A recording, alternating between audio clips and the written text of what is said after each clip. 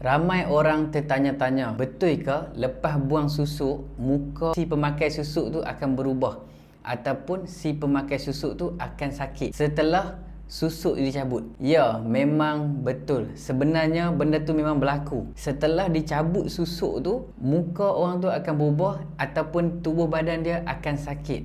Sebab apa jadi macam tu? Sebab susuk yang dimasukkan ke anggota badan, tak kira lah muka ataupun tubuh badan semua, susuk tu ada penjaga dia.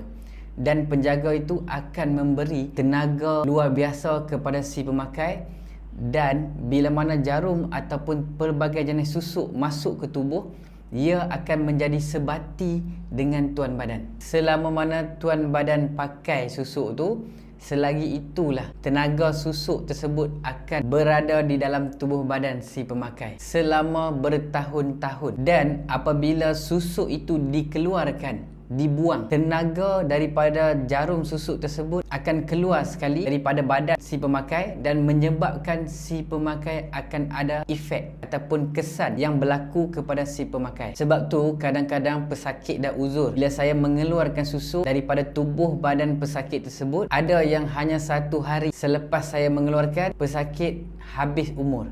Ada juga yang seminggu, ada juga yang hampir sebulan. Sebab apa? Sebab mengikut tubuh badan dia. Jika susuk tu dikeluarkan, tubuh badan dia masih kuat, pesakit tersebut masih boleh lawan untuk kembali sihat. Dan jika pesakit tersebut sudah tak larat, dah tak kuat dah badan dia, bila kita cabut saja susuk tu, dia akan habis umur. Ada yang setelah dicabut terus berubah, muka dia terus berubah ataupun tubuh badan dia terus berubah. Dan ada juga yang 3 hari baru berubah, dia pelan-pelan turun.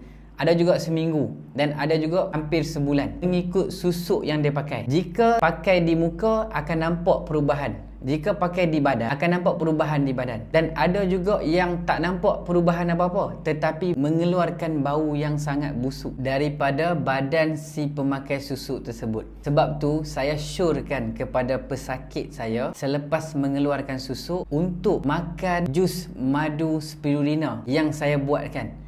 Ini dia, untuk kembalikan semula tenaga dan juga menghidupkan, pulihkan sel-sel badan yang dah rosak akibat susuk tersebut. Jus madu spirulina segar ini saya gabungkan madu Yaman yang diimport original, antara madu yang terbaik di dunia, dan saya campurkan bersama spirulina segar, diadunkan juga dengan terapi bacaan-bacaan serta doa untuk yang ada masalah berkaitan dengan makhluk halus ataupun fizikal tubuh badan kita. Jadi insya-Allah siapa yang nak cuba